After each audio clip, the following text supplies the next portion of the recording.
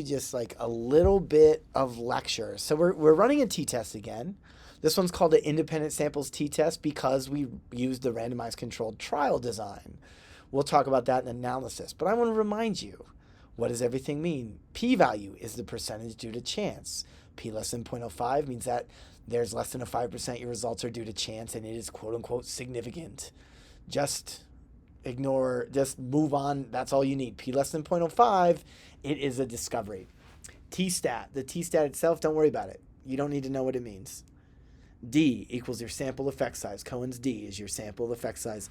How big the effect was in your sample. This also doesn't really matter because what we care about is the 95% confidence interval of D. The population effect size, this is the range of estimates that our population for our population effect size. This is the list of all possible effect sizes this could be in the world. It's based on the quality of your science. If you have good science, this estimate is tight. You like the best science will have one interpretation. My effect is positive large, right?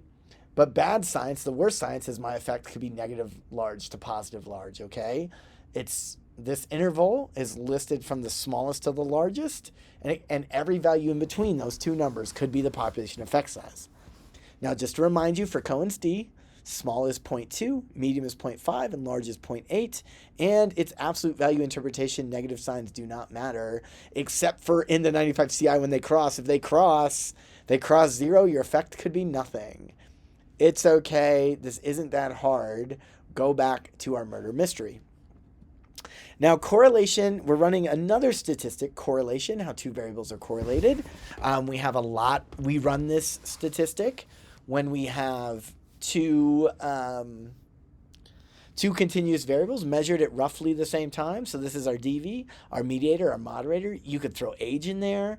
There's a lot of continuous variables we measured at the same time in this project. So we're going to use some scatter plots. They help teach this concept. On the horizontal axis, you put your proposed cause.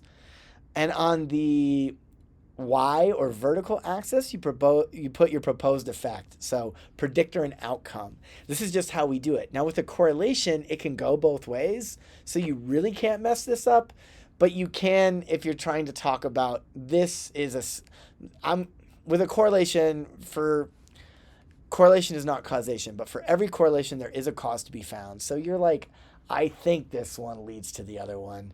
Put the proposed cause here and put the proposed effect there and never call it the proposed cause, call it the predictor and call it the outcome. I hope that makes sense. If not, bring it up in class. Now, correlations can be positive, negative, or no correlation.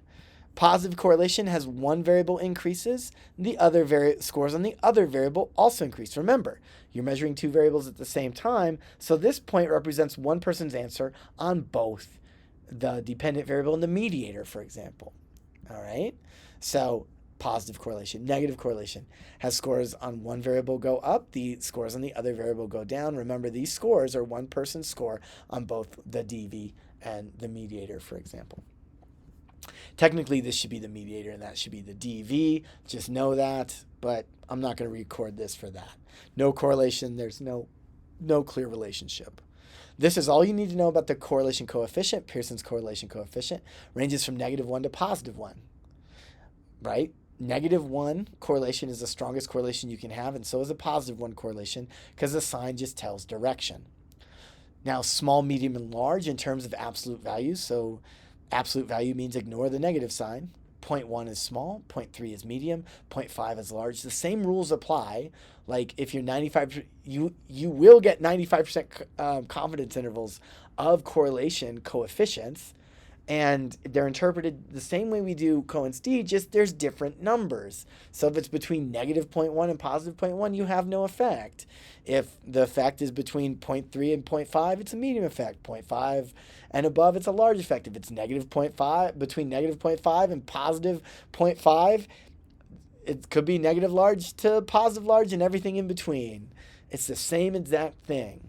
There is something special about R, the Pearson's correlation coefficient, that I think everybody should know because it helps us understand.